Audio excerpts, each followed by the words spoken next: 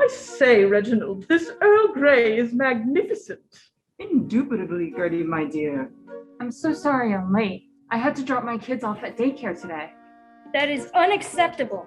Okay, you can have some free time to play since you're all done with your chores. Yay!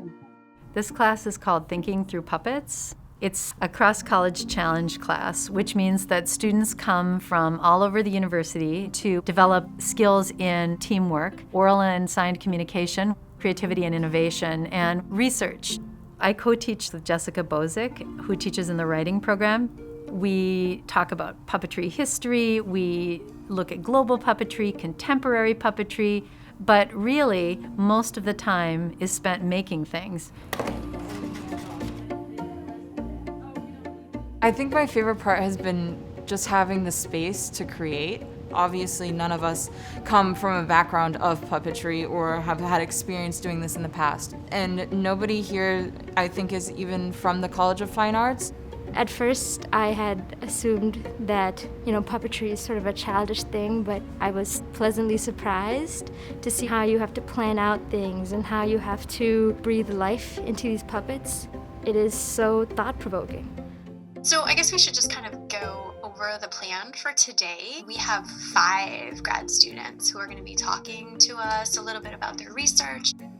So another way in which the Cross College Challenge is unique is that we have clients. Students partner with master's or doctorate students to create a piece in collaboration with them about their research, about their dissertation.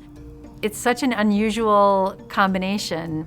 Students have tackled things that are very abstract or conceptual. For example, the way that humans relate to animals in 20th century literature, the process of civil forfeiture, protein folding, and how that can be related to disease.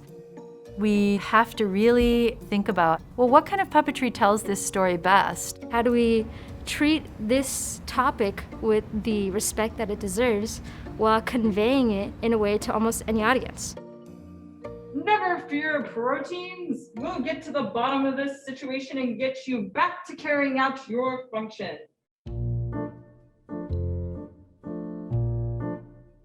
One of the things that's pretty unique to puppetry is that it really is a language of metaphors, like a visual language of metaphors. And so it makes students very aware of how much of our lives, the way we make meaning, our interactions with each other, are saturated with metaphor and negotiated by metaphor.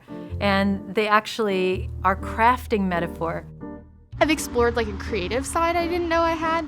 For all of us, I think it's just so interesting to see the different artistic styles. You can have hand puppets, there's shadow puppetry, there's the classic Muppet form, there's crankies where you scroll and you kind of go through.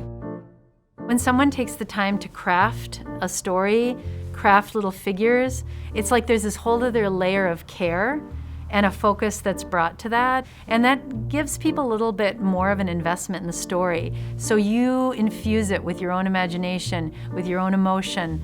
And I don't know, somehow those stories really become ours as much as they are the puppeteers.